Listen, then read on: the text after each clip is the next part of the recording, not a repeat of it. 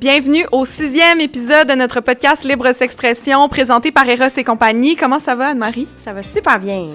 Est-ce que tu savais que désormais, sur le site de Eros et compagnie, il y avait des chatters? Yes! Donc, pour les gens qui sont pas à l'aise d'aller en boutique, c'est absolument merveilleux. Comme ça, tu peux parler avec quelqu'un, poser toutes tes questions du monde. Puis, en plus, après, ce que tu fais quand tu as choisi ce que tu veux acheter, tu peux utiliser notre code promo. Exact! Tu utilises notre code promo Libre S'expression qui te donne 15% de rabais sur ta facture. Fait que www.erosetcompagnie.com, guys. Yes!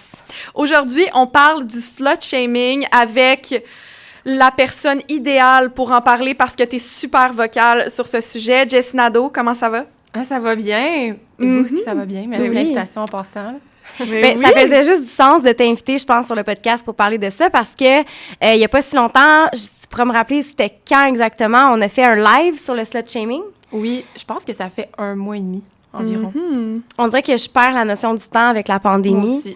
Mais on dirait que ça fait super longtemps, mais dans le fond, ça fait 1 mois et demi. On a fait un live. Ben, en fait, tu as organisé un live sur le slut-shaming en recevant plusieurs invités. Ouais. Ça t'était venu de où, cette idée-là? Il est arrivé quelque chose là, dans l'actualité il y a quelques mois, si je me trompe pas, pour parler du slut-shaming, parce que c'est un sujet qui est revenu full sur les réseaux sociaux. C'était Marilyn Jonca, non? Oui, c'est ça. C'est Alice Paquette qui avait partagé un extrait d'un podcast auquel elle participe. C'est le podcast de Thomas Levac, si je me trompe pas. Puis, dans le fond, il revenait sur des prises de position qu'elle avait eues dans le passé, que ce soit par rapport aux influenceuses. Puis, il y avait Elisabeth Rioux aussi qui avait déjà réagi. Mais c'était un post, là, on se rappelle, là, principalement, c'est ça qui avait créé comme la fureur. Là. C'est un post qui disait que les femmes devraient arrêter de se dénuder sur les réseaux sociaux, que comme c'était assez, là, qu'on avait vu assez, puis que c'était pas nécessaire, puis que, tu sais, gardez vos vêtements sur les réseaux, je pense que c'est correct. Tu sais, elle disait comme... Il fallait doser. Doser, exact. C'était ça son expression, puis ils sont venus là-dessus, puis en 2 ans, elle avait le même discours, puis elle semblait se foutre, en fait, de l'opinion de féministes qui avaient essayé de, justement, d'expliquer pourquoi ça pouvait être problématique, ce genre de propos-là, publiquement, puis que ça faisait partie de la culture du viol et tout, puis ça l'a fait réagir parce que c'était, au-delà du slut-shaming, ça rentre quand même dans le victim blaming aussi, de blâmer les victimes qui se font harceler sexuellement, puis ça peut aller jusqu'à qui se font carrément agresser, tu sais. Fait que c'est ça, puis moi, en voyant ça, dans la même semaine, je prends des photos des fois quand ça me tente. Puis là, c'est à ce moment-là, quand ça me tente, soit en bikini ou comme... Peu importe qu'est-ce que je porte, tu sais, je vais partager des photos de moi en soute d'hiver. Là, je dis soute, habit de neige. Puis là, j'avais pris une photo avec Marie où je portais la lingerie qu'elle m'avait donnée pour la Saint-Valentin, si je me trompe pas. Puis il y avait eu encore là plein de commentaires. Je te pensais pas comme ça me déçoit, t'es la militante végane que je suis pour ça, puis là, quand ça t'est rendu de même, puis j'étais comme, voyons, premièrement, ça l'a pas changé, là, j'ai toujours partagé plusieurs photos, puis ça, ça m'a donné envie d'éduquer parce que je voyais qu'il y avait un amalgame de sujets c'était mélangé, en fait. On mélangeait l'hypersexualisation des jeunes filles, on mettait ça sur la faute des femmes qui décident de plein gré de faire ce qu'elles veulent avec leur corps.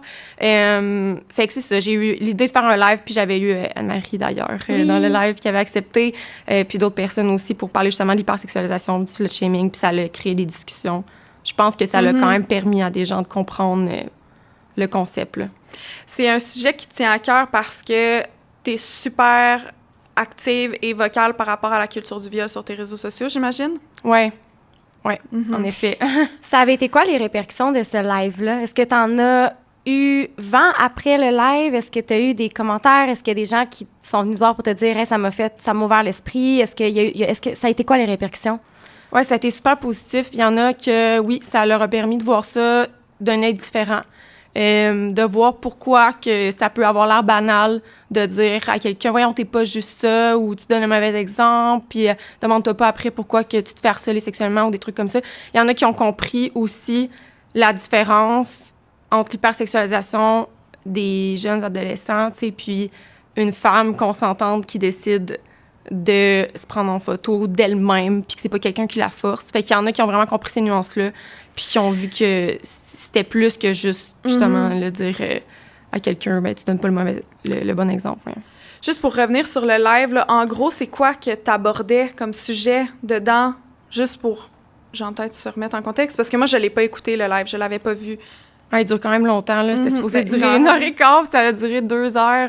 J'ai commencé avec Alice, puisque c'était elle qui avait partagé l'extrait. Puis, elle en a vécu beaucoup de slut-shaming quand ça a été mis public, quand elle a révélé, en fait, une agression qu'elle avait vécue. Puis, les médias, il y a des gens qui ont slut-shamé, qui ont parlé de son travail aussi, parce qu'elle était travailleuse du sexe dans ce temps-là. Fait qu'on en a parlé beaucoup de santé mentale aussi, les enjeux, tu sais, ce qui vient avec ça, là, de subir ça, puis de se faire blâmer aussi. Fait que... Il y avait une portion aussi avec Alice où vous parliez de diagnostic misogyne aussi, tu sais, les troubles de la personnalité limite. J'avais trouvé ça vraiment intéressant parce que on dirait que j'avais jamais pensé à ça avant. Comment il y a des diagnostics qui sont émis par la médecine, puis c'est vraiment comme typique à, par exemple, des femmes, typique à des hommes, puis là, je dis des personnes qui s'affichent étant, là. Donc, ouais, ça m'avait vraiment... Ça m'avait marqué comme conversation de dire, ben c'est misogyne de parler de trouble de la personnalité limite. Puis là, après ça, je me suis posé la question, est-ce que j'ai déjà entendu parler qu'un homme avait ce diagnostic-là? Puis Jamais. Non. Même moi, jamais. J'ai jamais entendu parler de ça. Puis tu J'ai des sais, frissons ça me fait... en ce moment parce que je me suis fait donner ce diagnostic-là. Puis Moi aussi. par après, finalement, se rendre compte que c'était des réactions PTSD, puis que c'était pas ça. Puis tu sais... Mais moi aussi, j'ai eu ce diagnostic-là. Puis tu te rappelles à Occupation Double, quand notre saison, là, tout de suite en sortant, tout le monde n'arrêtait pas de dire « Ouais, mais Joanie, elle est sûrement trouble de personnalité limite. » Puis là, tout le monde était des psychologues, puis tout le monde était psychiatre, puis tout le monde pouvait faire un diagnostic sur Joanie parce qu'ils ont vu 4 scènes de elle à la TV avoir des réactions intenses. Boum! Joanie, elle est trouble de personnalité limite, voilà. Ouais, on dirait que c'est la nouvelle hystérie des temps modernes. Puis c'est ça qui a été soulevé, je pense. Peut-être qu'elle l'est, là, puis c'est vraiment correct si elle l'est, mais dans le sens que, genre, pour qui tu te prends? Comme, qui t'es, toi, pour dire que une personne est trouble de personnalité limite selon ce que tu sais de ce trouble ou peu importe, tu sais. Tellement. Puis en plus, c'est stigmatisant parce que c'est vu négativement, là. Je veux dire... C'était OK, sûrement TPL, mais on the side, c'était vraiment folle, puis tout. Fait que c'était pas... Mais, tu sais, Jérémy, ton coloc, qui est infirmier, puis il a travaillé avec toutes sortes de personnes, et il m'avait dit, à un moment donné, un été, là, on avait parlé, puis il m'avait dit « Ah, moi, les troubles de personnalité limite, j'ai vraiment de la misère à tolérer ces gens-là. » Il dit « Je suis pas capable. » Puis là, j'étais comme « Ah! » Puis là, je me disais « Mais moi, j'ai reçu un diagnostic, t'es trouble de personnalité limite. » Fait que je me disais « Oh my God! » Fait que genre, il me connaît pas, ou genre, je sais pas. Puis là, il dit « Mais non, Karine, t'es pas trouble de personnalité limite, voyons donc. » C'est comme pour dire « Ça se peut pas, là. C'est pas ça, là. » Un TPL, c'est pas la même chose pantoute, là. C'est vraiment plus gros que ça, là. Tu sais, c'est difficile, puis tout, là, c'est... Il y a des symptômes qui sont souvent mélangés, qui peuvent être... Bref, on embarque sur un sujet qui est, je pense que... Il y aurait long à dire là-dessus. C'est ça. Parce qu'il y a tellement de symptômes puis d'affaires qui peuvent être aussi associés à un TDAH, aussi associés à un trouble post-traumatique, comme tu as dit. Tu sais, plein d'autres affaires, là. Fait que... Tellement. J'aimerais ça qu'on parle de ton expérience à toi avec le slut-shaming. Ouais. T'en as vécu beaucoup avant Occupation Double, mettons, là, avant que tu sois, genre... ta vie privée mis publiquement? Ouais, ben j'en ai vécu au secondaire, j'en ai vécu au cégep. Tu sais, ça part de loin, là, ça part de comment que la sexualité était abordée, là. Tu sais, j'avais mon premier chum, puis j'étais 3 ans avec, mais on dirait que entre filles, entre gangs, on se faisait shamer si on était encore la dernière vierge. Puis là, je mets ça, on me voit pas, mais je mets des guillemets, là, parce que la virginité aussi, c'est un mythe à déconstruire. Mais on se faisait shamer si on était comme la dernière vierge de la gang, puis qu'on avait de l'air trop pogné. Puis en même temps, quand les gars de foot, parce que mon copain, il joue au football, puis comme, ben, l'investisseur, il y en a qui se disaient pas mal de choses, tu sais. Puis il y a beaucoup de masculinité toxique. Exactement. Mais il paraît qu'au football, c'est un des sports qui a le plus d'homosexualité.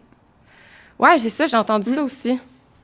Écoute, ça se peut très bien aussi. Puis la masculinité toxique, peut-être qu'il y en a que pour essayer de cacher ça, ils vont rentrer encore plus dans des clichés, d'essayer comme d'en ajouter pour être sûr que personne se doute, là. Exact. Mais c'est ça, il y en avait quand même. Puis moi, je sais que écoute, j'en avais de la libido, tu sais, je sais que j'en avais en tas de la libido avec mon chum, puis avec mes amis aussi, tu sais, j'aimais ça parler de sexualité. Pour moi, tu sais, j'avais pas encore intériorisé que c'était supposé être tabou, mais rapidement, c'est ça, c'est qu'on se rend compte que là, ben, on se fait traiter de pute, c'était l'affaire, puis là, ben, gna gna, puis si on pense à laisser, tu sais, comme, surtout, je veux pas généraliser, mais mettons, c'est plus élevé, le nombre de personnes dans mon patelin où est-ce que j'habitais, qui ont un chum, une blonde, tu sais, fin du secondaire, ils restent avec, puis c'est avec cette personne-là qu'ils vont avoir une maison, des enfants, etc. Tu sais, on s'entend que moi, j'ai pas suivi cette tendance, ce parcours-là, tu sais. Puis quand est venu le temps du cégep, puis que je me suis séparée de mon chum du secondaire, ben là, il est arrivé beaucoup de choses dans ma vie. J'ai découvert le monde des bars, nanana, puis comme, moi, j'aimais ça cruiser, là. Pour vrai, je trouvais ça nice, là. Puis des fois, ça allait pas plus loin que ça, mais là, tu sais, du slut-shaming, c'est comme, elle t'agace, tu sais. Mais on est tellement... Là, je dis, mais comme... Moi, je me sentais perdante parce que j'étais comme, OK, dans le fond, je suis agace si on finit pas par coucher ensemble, mais qu'on s'est cruisé un peu ou on s'est juste frenché. Mais si je couche avec toi, je suis une slut. Ouais. C'est ça, il y a pas de juste milieu. C'est comme, c'est soit t'accumules les kills, tu sais, comme on dit, ou soit, ben c'est ça, t'es une agace, puis tu fais juste... Puis je pense que la séduction, c'est plate de voir ça comme ça, parce que la séduction, ça fait tellement partie de nos vies. Je veux dire, dans ton travail, tu vas séduire tes clients, tu vas séduire, tu veux séduire les gens avec tes produits. C'est partout dans la vie, là. La caissière à l'épicerie, tu sais, des fois, juste de faire une petite blague, c'est de la séduction, ça, tu sais. Fait que c'est plate de, justement, mettre cette ombre-là au-dessus de la tête des femmes, j'ai l'impression. Ouais. J'aimerais ça, avant qu'on... Parce que je sais que la plupart des gens savent c'est quoi le slut-shaming. On pourrait peut-être le définir par des exemples. Oui, ben parce que le slut-shaming, c'est comme de dire aux femmes, OK, t'as pas le droit de faire ça parce que t'es une femme, mais si les hommes le font, par exemple, ça, c'est correct, tu sais. Fait que c'est comme de dire aux femmes que leurs comportements sont inappropriés au moment où il y a un peu de sexualité qui est inclus, de la séduction, etc. C'est un peu le fait de rabaisser une femme parce qu'elle exploite sa sexualité d'une certaine façon, parce qu'elle vit sa sexualité librement et ouvertement. Exact. Puis des fois, elle n'a même pas besoin de le vivre. Ça peut être comment que la personne est habillée. Tu sais, moi, si je porte une jupe l'été, je suis pas en train de... Tu sais, je suis pas en train de faire un acte sexuel. Il fait chaud, j'ai envie de porter une jupe. Puis il y en a qui vont sexualiser ça, puis ils vont slut-shamer, puis dans le fond, tu veux juste vivre en portant ce que tu veux en ce moment, puis tu veux même pas te faire sexualiser, là. Je vais vous raconter une anecdote parce que ça m'a fait penser à ça, puis je trouve ça... Je l'ai déjà raconté, je le sais, là, à des gens, mais ça me c'est clairement... En ce moment, je me dis, oh mon Dieu, mais dans le fond, c'était une agression sexuelle, puis je m'en suis jamais rendu compte, OK? Quand j'ai commencé à sortir dans les bars avec une de mes amies, elle s'appelait Marianne, on mettait des petites jupes en jeans courtes quand on allait au bar, OK? Puis là, on dansait sur le dance floor. Puis à un moment donné, j'ai senti un doigt dans mon vagin rentrer en dessous de ma jupe. Puis j'ai rien compris de qu'est-ce qui se passait. Je me suis retournée, j'ai jamais su c'était qui a rentré son doigt dans mon vagin en dessous de la jupe. Puis je comprenais pas ce qui se passait parce que, tu sais, quand t'es sur un dance floor, t'es collé, il y a plein de monde, genre, puis tu comprends pas. Puis j'étais avec comme mon amie. Puis elle aussi, elle se l'était fait faire comme... plus qu'une fois, puis elle me l'avait déjà dit, elle m'a dit « Ah, il y a un gars qui a rentré son doigt dans mon vagin, je comprends pas. » Mais tu sais, comme, il rentre pas son doigt dans son vagin, tu sais, il essaye, puis il a les petites culottes, puis comme il rentre presque, tu sais, il réussit comme quasiment à rentrer, genre, il sait c'est où le trou, puis il est bon, là. Tu sais, puis comme, dans le sens, c'est pas bon. Je sais pas c'est qui, j'ai envie de le tabasser en ce moment. C'est pas bon, là. Genre, nous, on se sent juste fucking, genre, whack. Puis elle m'avait déjà dit, ça y est arrivé, puis elle était comme, je te dis, tu devrais pas t'emporter des jupes, tu devrais faire attention quand tu vas dans un bar, quand tu portes des jupes. Puis là, moi, j'étais comme, ah. Puis là, ça m'est arrivé, puis j'étais comme, what the fuck? Genre, dans ma tête, je me disais... Genre, je sais même pas ce que je me disais parce que j'étais full sous le choc, genre. Puis depuis ce temps-là, genre, je me mets toujours un cuissard quand je mets une jupe dans un bar. Tout le temps. Avec des studs puis tout. Mais c'est pas drôle, hein? C'est pas drôle. Tu sais, penser à ça, c'est genre les petites choses que, au quotidien, tu sais, on se dit, ah, ben là, faut que je fasse ça. C'est vrai, faut que je fasse attention. C'est pas normal. Juste, mettons, les femmes qui ont les femmes ou les personnes ayant un vagin, peu importe, là, qui ont des poitrines plus fortes. Ben, c'est comme on dirait que t'as moins le droit de l'exposer. Si on voit ta craque, de bord, t'es une slot, etc. Alors que la même personne avec des plus petits seins va porter exactement le même chandail, puis là, ça va passer. Ouais, c'est vu comme étant classe. C'est ça, puis on va dire que la personne qui a des gros seins, ça a l'air vulgaire. Puis même moi, là, je me slut-shame moi-même parce que j'ai quand même une forte poitrine. Puis quand je porte, il y a certains vêtements que je trouve que ça fait vulgaire sur moi. Puis que je sais que de mes amis qui ont des petits seins, ça fait full beau. Je que ça t'empêche de porter des choses qui t'aiment à cause de ça. Ouais, je porte pas ces trucs-là. Ouais. Fuck that. Fuck that. Mais c'est plein d'exemples de même que c'est ça le slut-shaming aussi. C'est pour ça que, ouais, on donne des exemples un peu. Ça fait partie 100% de la culture du viol. C'est une partie, je pense, significative du slut-shaming. Est-ce que tu as l'impression d'en vivre plus maintenant que tu es plus exposée sur les réseaux sociaux? J'imagine que oui, là, ça doit entraîner plus de visibilité, donc plus de risques de... T'as-tu l'impression d'en vivre vraiment beaucoup depuis que tu es sortie d'Occupation Double? Comment tu le vis? Oui, mais ça m'atteint moins. OK. Parce que j'ai été capable de... On dirait que plus que j'approche la trentaine, j'ai plus confiance en moi. Puis je suis capable de comprendre ça vient d'où, ces commentaires-là. Qu'il y en a que... Tu sais, il y a un système au complet qui crée ça, en fait, qui crée ces réflexions-là, puis ces automatismes-là qu'on a de penser, de se voir même nous-mêmes. Tu sais, on se le shame nous-mêmes, fait que c'est intériorisé. Puis j'essaie de le voir comme ça. C'est sûr que des fois, ça me heurte là, quand même, là, mais je le prends vraiment moins personnel que la jeune Jessie au secondaire, genre qui était stressée si elle faisait telle affaire avec son chum puis que ça allait savoir dans les... C'est comme... C'est vraiment pas... Est-ce que j'en vis plus? C'est sûr que j'en vis plus à grande échelle, mais on dirait que c'était pire pour moi quand c'était au début de ma sexualité, puis que quand mon identité n'était pas encore forgée, que c'est une phrase pouvait me destroy pendant des mois, là, ça me restait en tête, là. Ben, c'est ça que tu disais tantôt, tu sais, comme tu as dit que tu as eu une passe au cégep où tu as exploré un peu plus le monde, tu sais, des bars, de la séduction, etc. Est-ce que tu dirais que c'est là que tu en as vécu le plus? Je pense que oui. Puis en plus, à ce moment-là, je me questionnais aussi sur mon orientation, sauf que je me permettais pas de la vivre vraiment. Puis là, c'était vu comme ah, ben, être open, tu sais. Il y a les femmes bisexuelles, pansexuelles, c'est vu comme, OK, ben, elle doit aimer ça, faire des orgies, mettons, là, tu sais. Puis j'ai rien contre les gens qui veulent faire des orgies, good for them. Tu sais, c'est juste que c'était mal. Il y a beaucoup de choses, en fait, que je me suis sentie pas bien, puis je me suis sentie jugée, puis ça a été de pire en pire, là. C'est comme si... Mais c'est pas... Je comprends ce que tu veux dire. Je pense que t'étais perçue comme genre une dévergondée, une fille facile qui couche avec n'importe qui, puis qui a pas de critères, tu sais, puis qui s'en fout, puis qui veut juste comme se faire pénétrer. Comme c'est full correct, les gens qui font ça, mais genre, je pense que c'est plus la notion de tu te respectes pas parce que tu couches avec tout le monde, genre. Quand ça n'a pas rapport, tu sais, comme c'est pas parce que tu couches aussi avec des filles, avec des hommes, avec n'importe quel sexe, que tu couches avec n'importe qui, t'as quand même des goûts, là. T'as quand même des gens qui sont ton type, tu sais. Exact. Puis je pense que j'ai été comme en rébellion aussi. Avec tout ça, là, je me sens... Moi, j'ai un peu de la misère avec l'autorité ou me faire dire quoi faire.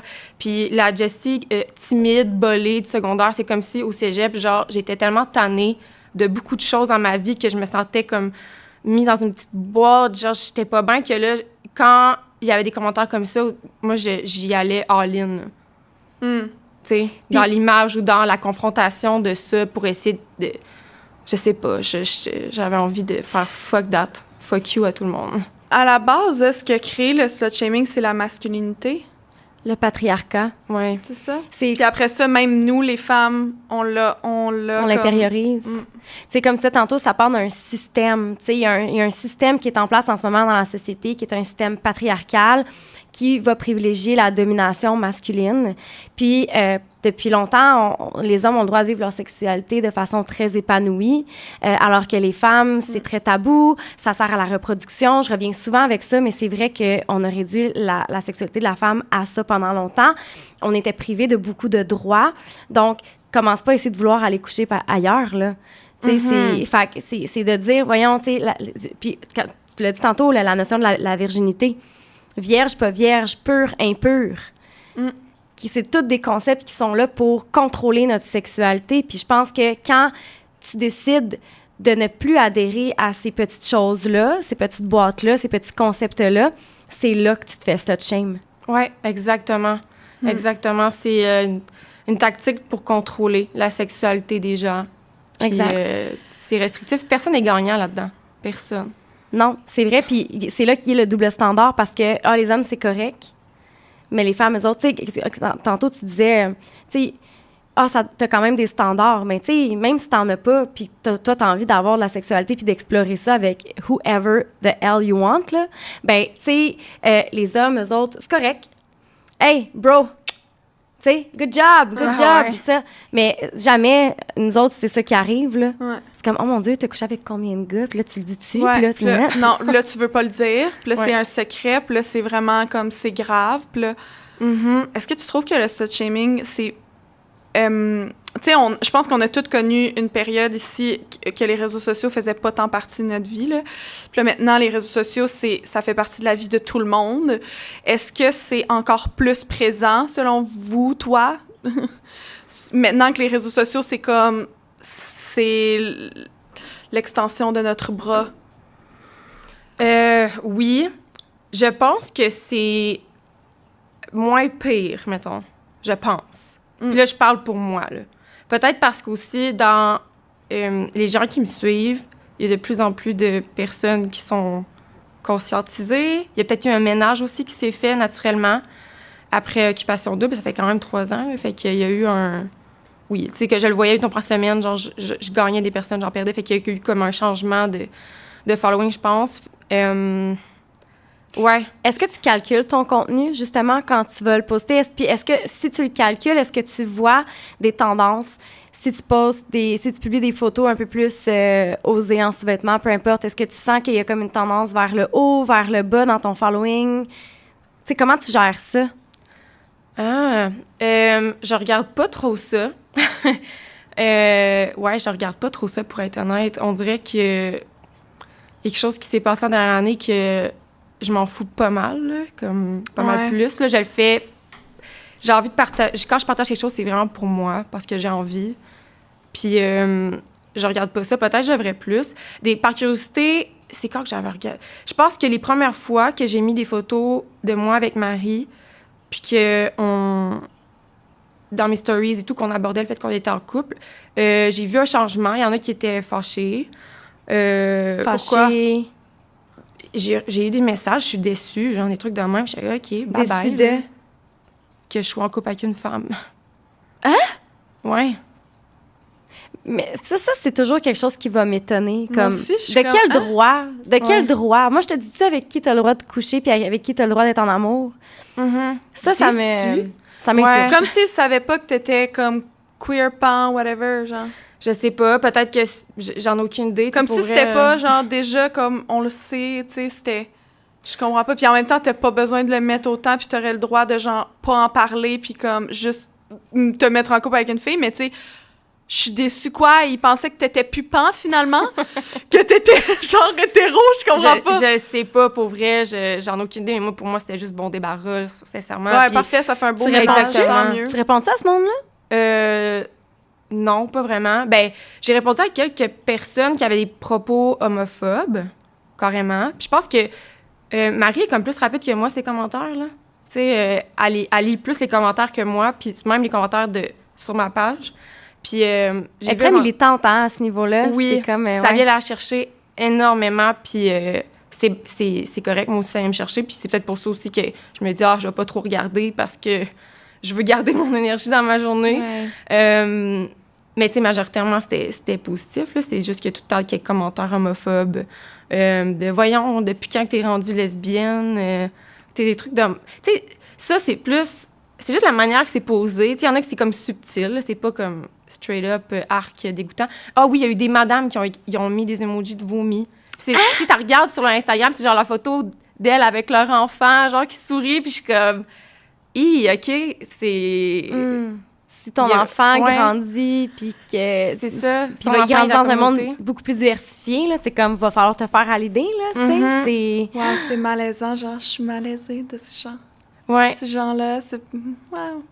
C'est pas la majorité. Je veux pas, décourager personne. C'est pas la majorité. Il y en a encore, par exemple. Est-ce que tu penses que ce genre de slut-shaming-là, ça affecte la sexualité des femmes dans la vie en général ou la sexualité des femmes sur les réseaux sociaux, genre? Oui. Ben, je vais parler pour moi, là. Moi, clairement, que ça a affecté la mienne. Tu sais que...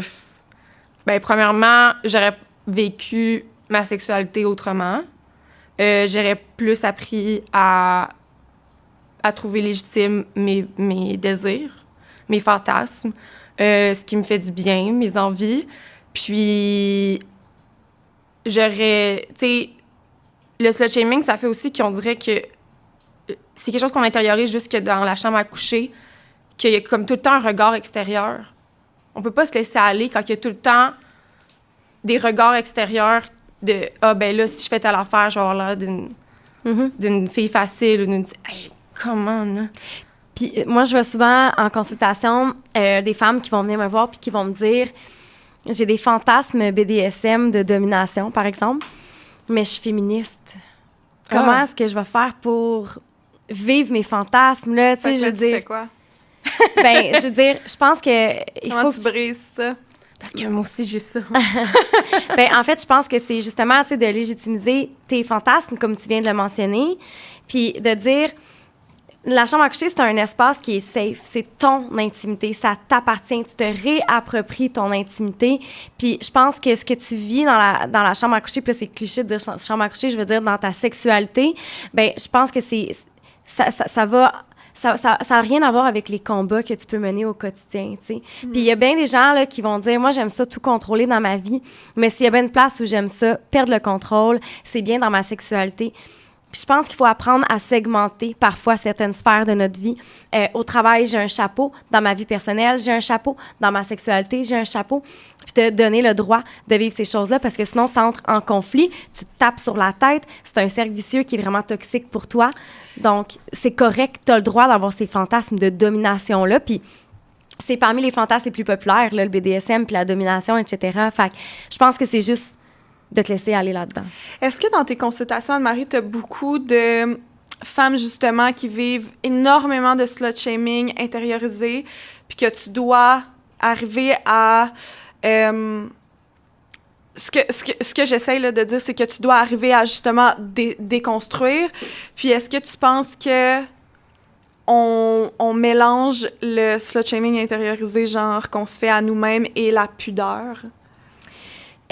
Oui, je le vois, mais je vois le patriarcat dans tout. Dans mes consultations, ça vient affecter les orgasmes des femmes, ça vient affecter le désir sexuel des femmes. Donc oui, je le vois dans le niveau de désir. Tu sais, quelqu'un qui va me dire, ben j'ai plus de libido que mon partenaire, c'est pas normal. Mais de quoi c'est pas normal? Pourquoi on continue de perpétuer que les hommes ont plus de désir que les femmes? Puis là, je parle de façon vraiment binaire, là. Mais oui, je le vois, puis oui, je tente de le déconstruire. À tout coup, c'est clair, là. Je veux dire, je suis là pour déconstruire tous ces petits obstacles-là qui vont venir justement t'empêcher de t'épanouir. C'est vraiment ce que tu dis, en fait. Mais c'est ça, est-ce que vous pensez qu'on mélange maintenant la pudeur puis le slut-shaming intériorisé? Est-ce que vous pensez qu'il y a des femmes maintenant qui se disent « Oh non, moi, je ferais jamais ça, mais dans le fond, c'est juste qu'elles se shament elles-mêmes, tu sais? Ben, je pense que c'est un mélange des deux, là. Ça se peut qu'il y ait quelqu'un qui a vraiment pas envie, puis qui a vraiment moins de libido, puis que... C'est ça, qu'il soit moins... Ça n'a pas rapport avec la libido, là. Ce que je veux dire, c'est, mettons... Ben, ça peut avoir rapport aussi. Mais quelqu'un qui va faire « Ah, ben là, voyons, je ferais jamais ça, mais OK, tant mieux. » mais c'est... Je veux dire, Ben, je sais pas comment le voir ça, je vais laisser Anne-Marie. Oui, mais tu sais, je veux pas te contredire au niveau de la libido, mais oui, ça l'affecte la libido. OK, je te donne un exemple très concret. Cette semaine, j'ai une cliente. Premièrement, cette cliente-là a vécu des agressions sexuelles. Deuxièmement, on a travaillé sur cet aspect-là. Là, on est en train de débloquer des choses, etc. Puis là, il n'y a aucun désir. Je conseille d'avoir des séances beaucoup plus sensuelles que sexuelles avec son partenaire. Lui, ça lui donne encore plus envie parce qu'on ne prend pas le temps de faire ça d'habitude. Elle, zéro, là. Tu ne me touches pas, là, tu sais. Puis, en fait, on n'amène pas ça à la sexualité. Je commence à lui demander, OK, est-ce que tu te masturbes? Oui. OK, à quoi tu penses quand tu te masturbes? Ben, j'aime ça regarder de la pornographie. OK, qu'est-ce que tu regardes? De la pornographie lesbienne. Mais tu sais, je suis pas lesbienne. Là, je suis comme, OK, mais c'est justement, tu sais, il y a tellement de femmes hétéros qui vont triper sur la porno lesbienne, fait que c'est correct, c'est normal. Là, je normalise. Fait que là, après ça, c'est qu'est-ce que t'aimes? La douceur, j'aime les caresses, j'aime toute l'attention qu'on porte à la femme. Fait que je dis, est-ce que si tes rapports sexuels ressemblaient à ça, t'aurais plus de libido? Ben, probablement. Bon, fait que trouvons comment le communiquer à ton conjoint. Fait que oui, ça peut venir affecter. Puis si tu penses que t'es une slut parce que tu fais ci, que tu fais ça, que tu fais... Ben oui, ça se peut que tu t'empêches de vivre ta sexualité de la façon dont tu voudrais réellement la vivre. Puis là, ben, tu viens bloquer tout ton épanouissement sexuel. Fait que, tu sais, toi, tu l'as mentionné, tu sais, ça l'a changé ta façon de vivre ta sexualité. Moi, je suis curieuse, qu'est-ce qui aurait été différent dans ta façon de vivre ta sexualité s'il n'y avait pas eu ce concept-là qui pesait lourd sur tes épaules? Ben, premièrement, ben là, je vais aller dans les détails, là, que de mouiller, c'est normal, c'est pas dégueulasse. J'aurais essayé de comprendre c'est quoi un orgasme féminin. J'aurais essayé d'en avoir plus. Ça a été long avant que j'aie mon premier orgasme. Vraiment. Comme avec quelqu'un, là, je pense que c'est ça. Ça a été... Qu'est-ce qui t'empêchait, si tu penses? Je me laissais pas aller, puis j'étais concentrée sur le plaisir de l'autre. J'aime ça, dans ce la que performance. Tu dis. Puis qu'est-ce qui a fait qu'à un moment donné, ça l'a débloqué, puis que tu t'es permis de te laisser aller? J'ai été en couple avec un de mes meilleurs amis. On se connaissait depuis le primaire. On était capable d'être transparents. On était amis. Puis justement, je sais pas comment l'expliquer, mais comme il y avait on était tellement à l'aise sur plein d'aspects. Tu sais, lui m'avait parlé des filles qu'il voyait. Moi, je parlais des personnes que je voyais. Puis cette relation-là est extrêmement passionnelle, intense, là. Mais c'est cette relation-là qui m'a permis d'explorer ce que j'avais exploré sexuellement. Puis aussi, ce gars-là me permet d'explorer un peu avec les femmes. Tu sais, on dirait que il n'y avait pas beaucoup de tabous, puis c'est ce que j'avais besoin, de me sentir dans un endroit... j'allais dire sécuritaire, c'est ça. Ouais, que je pouvais vraiment être moi-même, tu sais. On s'était vus dans nos pires moments, on s'était vus... fait que je sais pas. Fait que ça l'a permis ça. Puis, ouais, ça a débloqué à partir de là. Puis même pour lui aussi, tu sais, lui aussi, il y a plein de choses qu'il avait pas... qui étaient stressées, on dirait, de faire dans d'autres relations. Puis on s'était rendu compte que les deux, finalement, on avait été dans la performance dans une relation passée. Puis là, petit à petit, on s'est permis on se communiquait nos limites, puis tout. Ça a été vraiment... Tu sais, je repense à ça, puis pendant le mouvement d'énonciation, en plus, on s'était réécrit, là, parce que c'était là 10 ans, puis on se parlait de ça, à quel point que même dans cette relation-là, on parlait tellement de consentement, mais c'est vrai que c'était pas majoritaire dans notre gang, tu sais. En tout cas, fait que c'est ça qui m'a permis, puis qui m'a débloqué, là, à partir de ce moment-là, ouais. Tu veux dire quelque chose? Oui, as-tu l'impression que ça t'a aidé vraiment avec les partenaires qui ont suivi? Vraiment, tu as été capable d'amener ça avec toi, ce lâcher-prise-là? Puis je te pose des questions là-dessus parce que j'ai vraiment beaucoup de femmes qui ont de la difficulté à se laisser aller. Puis ça, c'est quelque chose qui revient beaucoup sur mon Instagram. Fait que tant qu'à en parler, puis d'avoir quelqu'un qui a vécu cette expérience-là, parce que perso, j'ai pas vécu ça. Fait que je me dis, est-ce que tu as été capable justement d'amener tout ça dans tes relations ensuite? Ben, dans mes relations ensuite, c'est parce qu'après ça, j'ai été 4 ans célibataire. Fait que... Puis quand je recroisais cette personne-là, c'était automatique qu'on couchait ensemble, tu sais. Okay. Fait que c'est comme si j'ai eu de la misère à retrouver ça. Puis je me suis pas facilement ouvert par la suite. On dirait que j'ai eu de la misère à retrouver cette aisance-là, tu sais. Puis encore là, parce que ça partait de quelqu'un qui était mon ami, puis c'est comme si, par après, je sais pas, là, j'ai pas retrouvé ça, fait que c'était plus sans attachement, mais tu sais, c'est pas pareil, là, quand tu vois quelqu'un, puis que c'est pas d'attachement. Fait que ça a été 4 ans de... Non, j'ai pas retrouvé ça en 4 ans, puis après, dans mes autres relations, non plus. Je suis en train, en ce moment, avec ma copine actuelle, je suis en train de retrouver ça. It's been a while. Puis est-ce que c'est la notion de consentement, selon toi, qui est la plus importante dans tout ça? Pour franchir certaines étapes, puis franchir certaines limites, puis déconstruire certaines croyances? Oui, puis la communication. Définitivement. Définitivement. Tu sais, nous, on se parlait, on jouait à des jeux, on se parlait, puis mettons qu'un ou l'autre était complètement sous. Il y a tellement d'affaires qu'on se donnait un verre d'eau, puis comme... Vous aviez pas... Ouais, il y avait des limites qui n'étaient pas dépassées dans plein de situations. Mais je trouve ça le fun que tu as dit que tu explorais plein de trucs avec Marie, ta copine en ce moment. Je veux juste amener quelque chose rapidement, puis après ça, j'aimerais ça, je pense qu'on s'enligne vers ce qu'on a amené. Je veux juste dire, entre femmes, j'ai l'impression qu'il y a encore plus de slut-shaming qu'un homme sur une femme. Parce que je pense que c'est nous qui sont le plus difficiles entre nous-mêmes, puis qu'on se juge encore plus, puis qu'on est le plus dur. Je sais pas si vous êtes d'accord. Est-ce que tu aurais des exemples à donner que tu as vécu? Je veux t'entendre. J'en ai vécu énormément, puis moi, ma mère, elle est ultra contre tout ce qui est comme sexualisation et tout. Puis je pense que tu vas comprendre ce que je vais dire parce que je vais m'aligner sur le milieu du travail puis ce qu'on veut faire comme carrière dans les médias.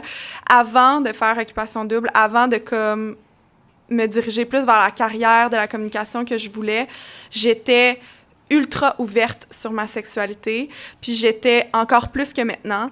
Je faisais souvent des photos en lingerie, souvent des photos que je trouvais full belles, magnifiques de moi, tu sais, genre vraiment sexy, des photos de mannequins, mais aussi des photos comme juste pour mon Instagram qui étaient full belles, puis je publiais, puis à chaque fois, je me faisais full slut-shame, mais par tout le monde de ma famille, mes employeurs.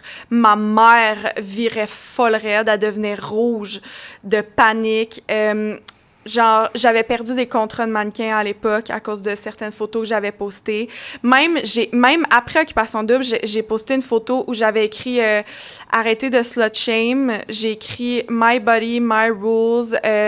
J'avais écrit « Le sexe, c'est pas vulgaire. Ce qui est vulgaire, c'est le slut-shaming ». Quelque chose de même.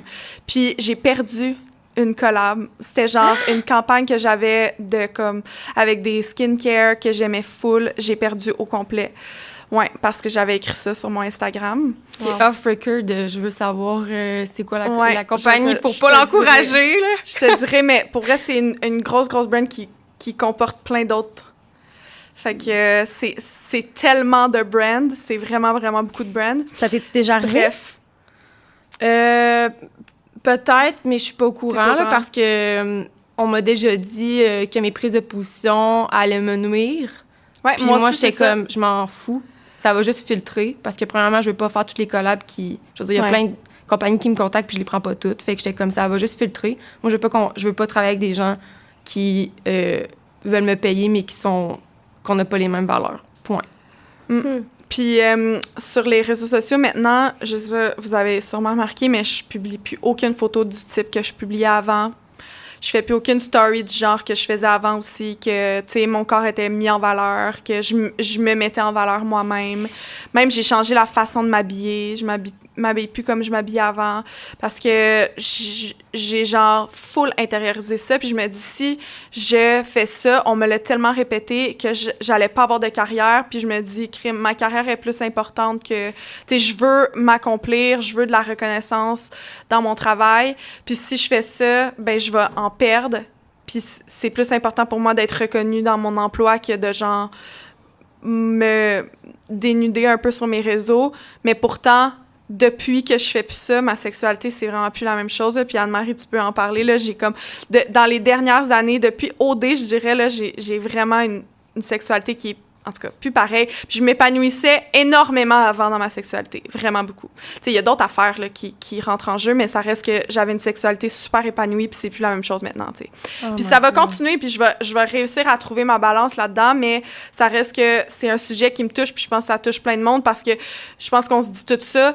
Puis je connais une de mes amies sur les réseaux sociaux, c'est une influenceuse, puis elle postait des photos, tu sais, c'était zéro sexy ou whatever, c'était juste comme cute, genre en maillot, puis tout. C'était des full belles photos, genre artistiques, là. C'était une influenceuse mode, là.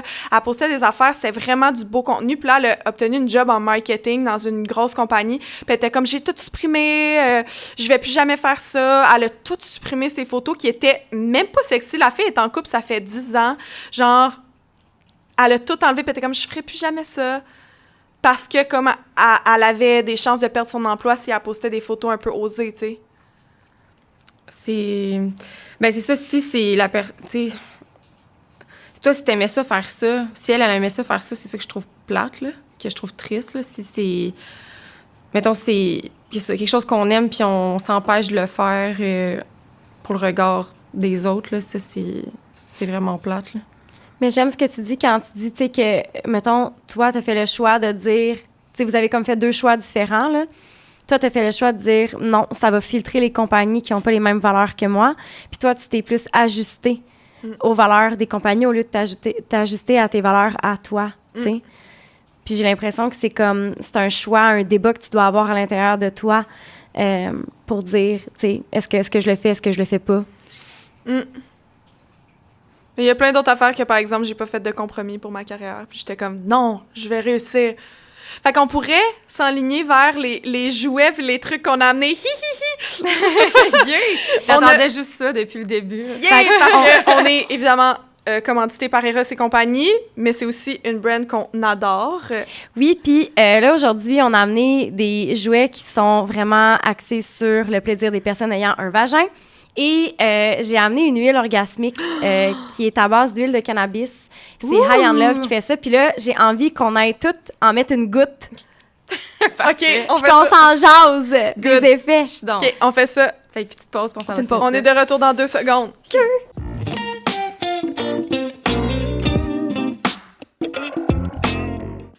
On est de retour. Comment tu te sens, Jessie? T'as mis l'huile?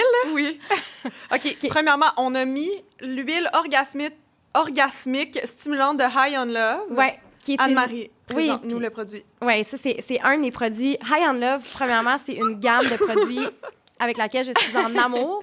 Non, mais genre, c'est weird. La première fois, c'était un souper avec Anne-Marie, puis on était avec Rox Deragon, d'autres personnes, puis là, avec des vagins. Puis là, on avait fait « Oh my God, ça va tout le mettre. » Puis là, on était là Bien, souvent, avant de terminer mon bac, je faisais des présentations de dildo, là, style Tupperware, là, dans les maisons, puis je le fais toujours essayer, le produit. Puis ça crée beaucoup d'émoi. Puis honnêtement, l'essayer, c'est de l'acheter, là. Moi, c'est mes produits préf, c'est ma gamme de produits préf. Je connais bien la propriétaire, Angela Mostone, elle est vraiment super comme personne. C'est vraiment une gamme de produits qui a été créée par une femme pour des femmes, des personnes ayant un vagin. Il y a de l'huile de CBD à l'intérieur, plein d'ingrédients actifs qui vont venir activer l'afflux sanguin vers tes organes génitaux, ce qui va créer une sensation d'excitation, donc une érection de ton clitoris. Puis là, t'as comme envie, tu sais, de passer à l'acte. Ça vient augmenter. Tu sais, on est stimulé mentalement, mais c'est comme si notre clitoris était comme... Il est comme « Allô! » Exact. C'est comme un peu froid, hein? Ouais, c'est ça. Ouais. Comment tu le décrirais, la sensation? Ben, en ce moment, c'est comme si mon attention est toute là. Genre, c'est comme si, mettons, je sens que ça se passe entre mes jambes, sur mon clitoris, en ce moment. Puis, c'est comme une sensation fresh, là. Ouais. Tu sais? Il y a, parmi les ingrédients actifs, il y a de la menthe. Ouais. Je vais avoir rejoindre Marie en plus tantôt. Ce soir, on joue à un jeu. Je pense que c'est en tout cas, un jeu sexuel. Eva, sont-ils un jeu? Oui, ils ont plusieurs jeux. Ils ont Aphrodisia, ils en ont plusieurs. Là. En tout cas, on joue à un de ces jeux-là. Genre. OK.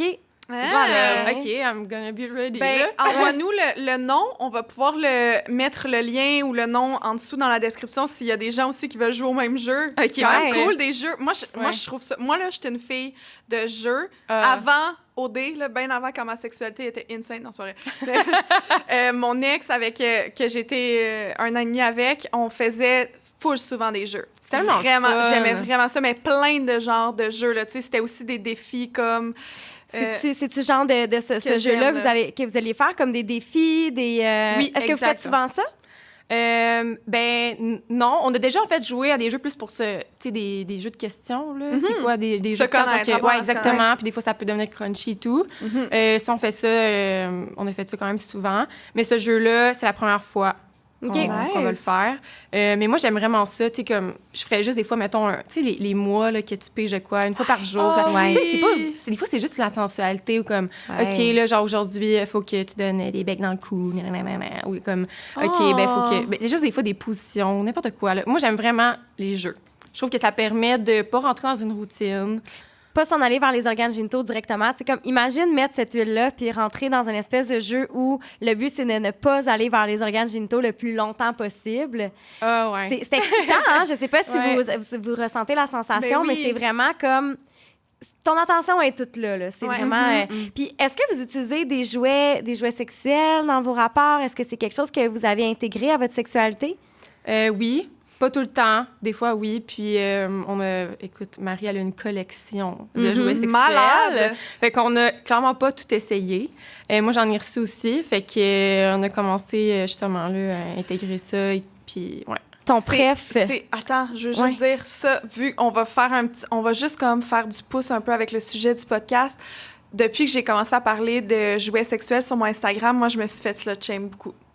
Ah ouais? Ouais, que c'était vulgaire, puis que j'allais perdre des collaborations. Puis même, il y a des gens qui m'ont dit que mes statistiques descendaient parce que j'avais fait un post concernant comme les influenceurs, on dirait qu'on avait moins de statistiques, nos statistiques étaient moins hautes, là, tu sais, quand on en avait parlé à Anne-Marie. Puis là, le monde m'a dit, ben c'est à cause de tes jouets sexuels. Mais c'est peut-être les règlements d'Instagram que t'es shadowban. Mais non, je parle de Non. ça tous les jours de ma vie sur ma page, puis non. Ouais, non, Puis ok. même, je pense que c'est là qu'il y a le plus d'attention quand les gens entendent parler de jouets sexus. Là, c'est comme les gens s'arrachent le...